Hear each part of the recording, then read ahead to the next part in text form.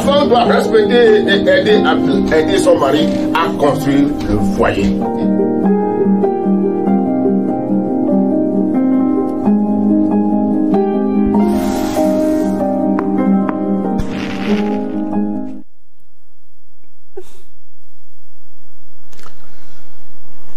Bien-aimés frères et sœurs dans le Seigneur, nous vous saluons dans le beau et précieux nom de notre Seigneur Jésus-Christ. C'est encore une fois un privilège pour nous d'être en face de vous ce matin afin de partager la parole de Dieu. Soyez bénis partout où vous êtes à notre compagnie. Nous allons prier. Éternel notre Dieu, nous te bénissons, nous te louons, nous te rendons toute la gloire. Merci pour ce moment précieux que tu nous accordes.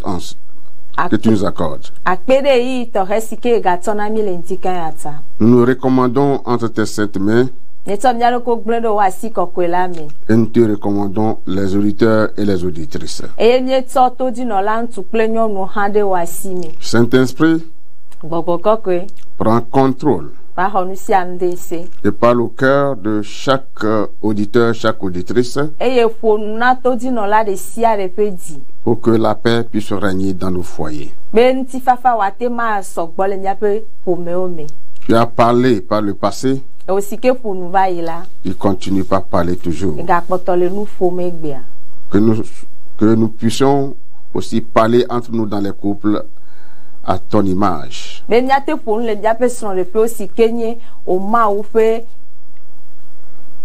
Merci Seigneur. Au nom de Jésus. Amen. Amen. Bien-aimés frères et sœurs dans le Seigneur, ce matin, le thème de notre exhortation s'intitule « Les mystères du dialogue au sein du couple ». Oui,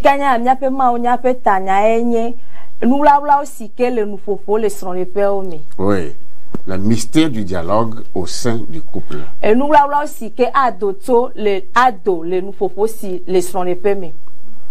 Et nous lisons dans Genèse chapitre 25, verset 23. Là,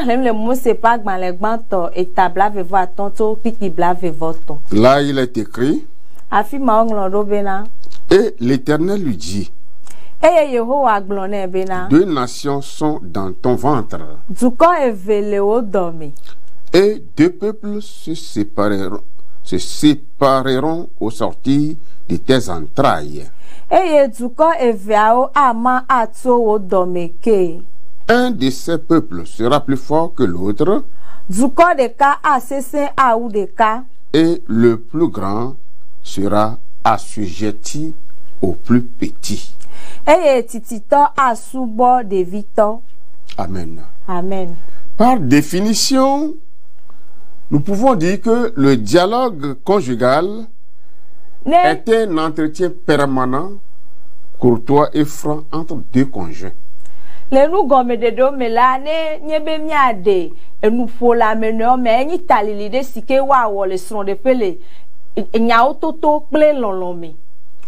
Voilà, c'est ce que nous pouvons comprendre par dialoguer.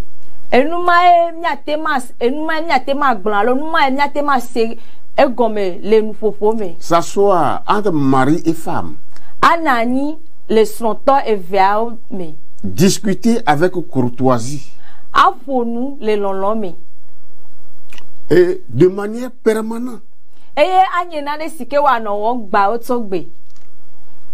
Il ne faut pas du silence entre les deux.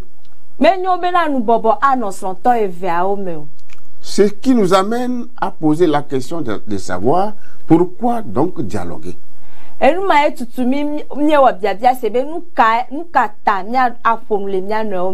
Oui, le dialogue revêt une importance capitale au sein du couple. Oui, parce que c'est un signe d'amour. Il favorise l'harmonie, la stabilité, et ça nous permet la dépendance, le progrès dans un couple.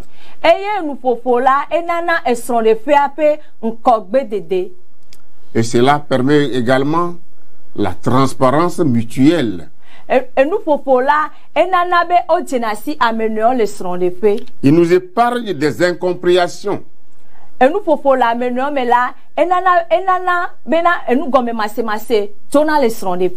Voilà. Ça nous épargne également des soupçons. Comment tu vas soupçonner ton mari et le mari va soupçonner sa femme. Mais quand vous dialoguez, ça épargne tout cela. Et nous pour le sonton et vers domela et nana bena amede metana tamesusu alo me bunata mesusu vend di tono vian ntio. Par le dialogue, to nous pour le amener mais là. Il y aura plus la jalousie, les querelles, la séparation et le divorce. To nous pour la amener mais là nous voit me ganananyo et treme ganananyo et kaklanda to amenovi balo son gbegbe me ganananyo. C'est un moyen idéal pour le règlement des conflits.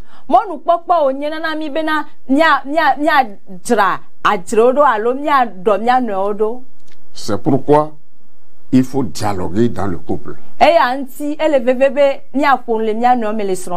Mais comment le faire? Comment dialoguer?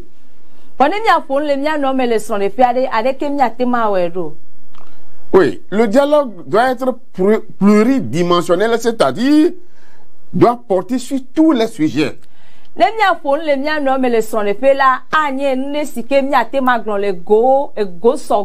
Oui, on va parler sur les ménages, sur la vie spirituelle, sur les finances.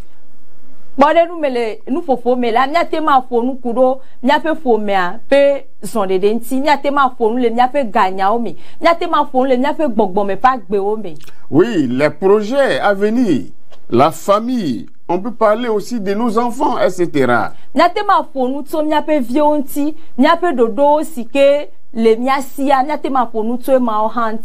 Et pour faire un bon dialogue,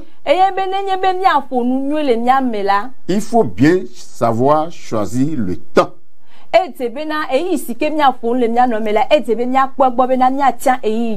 C'est pourquoi le livre des Proverbes nous dit,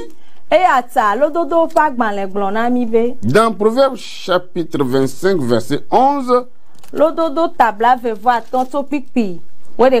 je vais lire dans Parole vivante qui est plus claire. Il dit, une parole dite au bon moment est aussi précieuse. Oui, est aussi précieuse que des objets en or décorés d'argent.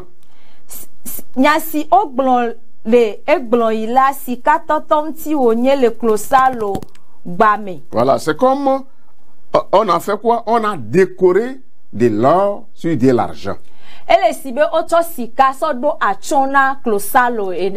Donc, et pour parfois faire un bon dialogue entre couples, les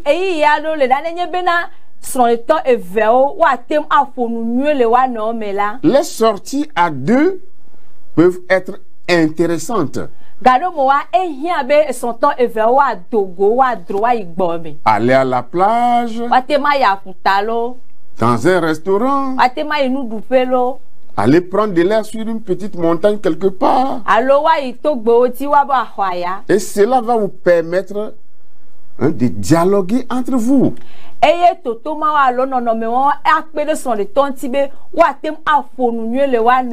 au cours de ce dialogue, il faut savoir écouter. Oui, écoutez avant de parler. Écoutez toujours l'autre avec intérêt.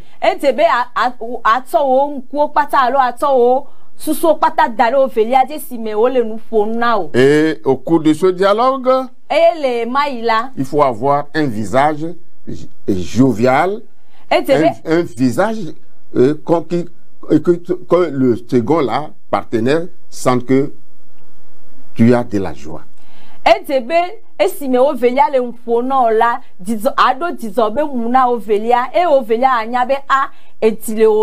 Voilà, ce n'est pas le lieu au cours du dialogue de froncer les mines, non. Et aussi, il faut être tolérant et respecter l'opinion de l'autre.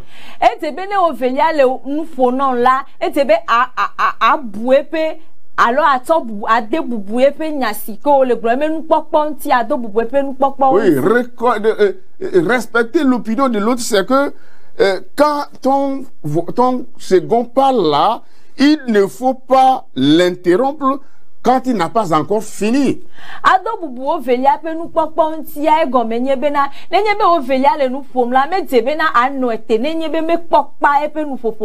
Et à ce propos, le livre des Proverbes, toujours au chapitre 18, verset 13, nous dit que celui qui répond avant d'écouter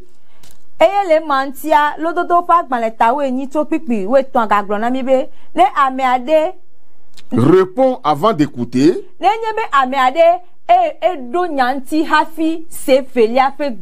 montre sa bêtise et il se couvre de honte.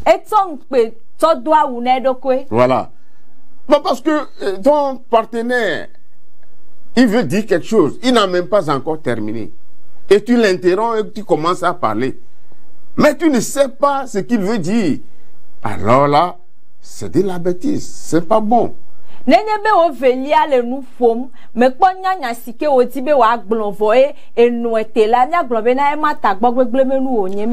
Autre chose que l'on peut voir au cours du dialogue, c'est qu'il faut éviter des attitudes de sabotage, des attitudes qui montrent que tu n'es pas intéressé par ce que ton partenaire ou ta partenaire est en train de te dire.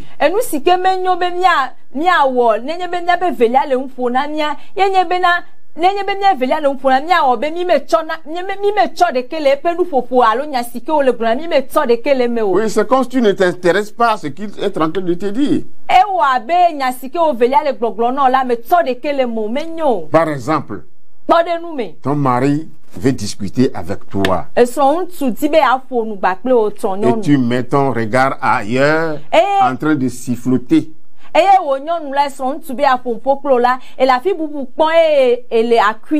Ou bien tu commences à chanter, ton mari veut dire quelque chose de sérieux, toi tu commences à chanter.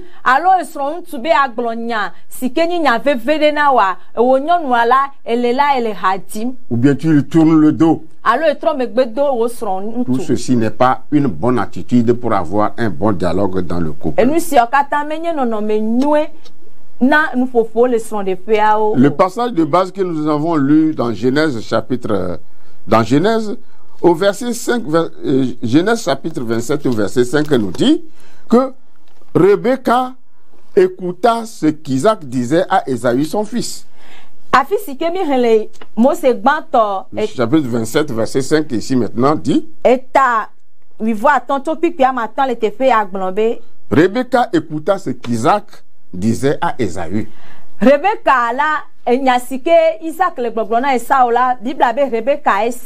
Ésaü s'en alla dans les champs pour chasser du gibier et pour le rapporter. Et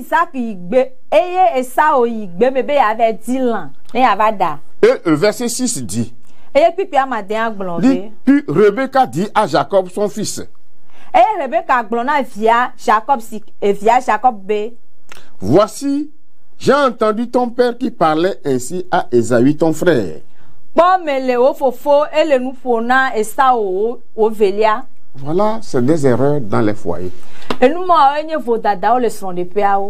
Est-ce que nous pouvons dire que dans ce couple-là, il y a le dialogue? Ton mari disait quelque chose à ton fils. Tu l'as entendu. Pourquoi ne pas l'approcher? Oh, mon mari, pour lui demander pourquoi ne pas l'approcher et dialoguer avec lui?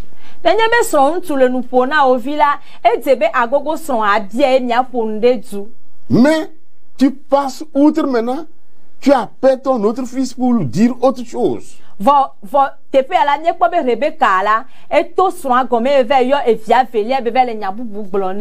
Cela prouve que dans ce couple, il n'y a pas le dialogue. Au cours des dialogues également, il faut savoir répondre à son partenaire ou à sa partenaire. Vous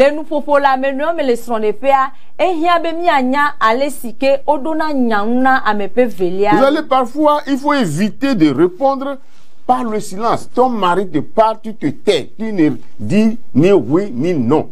Mais comment il peut savoir que ce qu'il est en train de te dire là, tu l'acceptes ou tu ne l'acceptes pas? Gade mo la le nou popole nya no me la me nyo be na azi pikpa o velia o ne osron tu le nou fo no la e bonu kwe adeke ma esron tu anya be na enjasike le gboglo na wa e jojina lo alo me jojina o e bonu kwe me lo be en alo a o me nyo o. Parfois, excusez-moi, c'est auprès des femmes qu'on voit ça souvent, elles remplacent la réponse qu'elles doivent donner à leur mari par des larmes de crocodile. Aïe, ma vie, fafa. Gade mo la mi tafla chenyo no gbo mi pone si ale zigere. Gade mo ne nyebe esron tu kle sron no le nou fon la mi akpo be mi adada alo mi no la o fana ye me vie.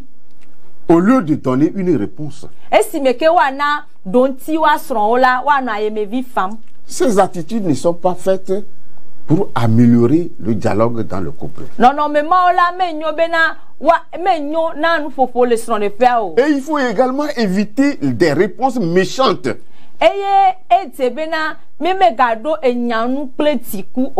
Méchante, c'est-à-dire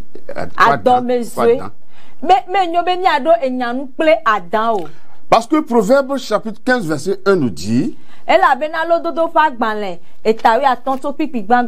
que une réponse calme, une réponse douce calme la fureur.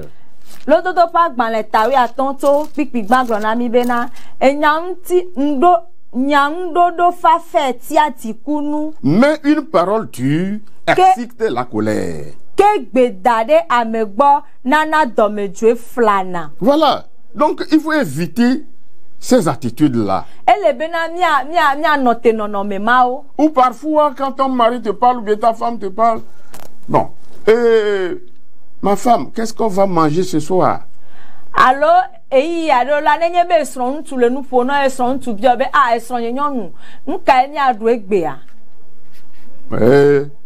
au lieu de lui donner une réponse, tu lui dis, je n'ai rien à vous dire, faites ce que vous voulez. Ça,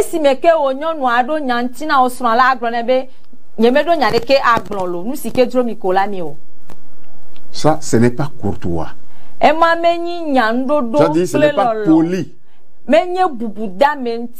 Ce n'est pas savoir parler à quelqu'un, ça.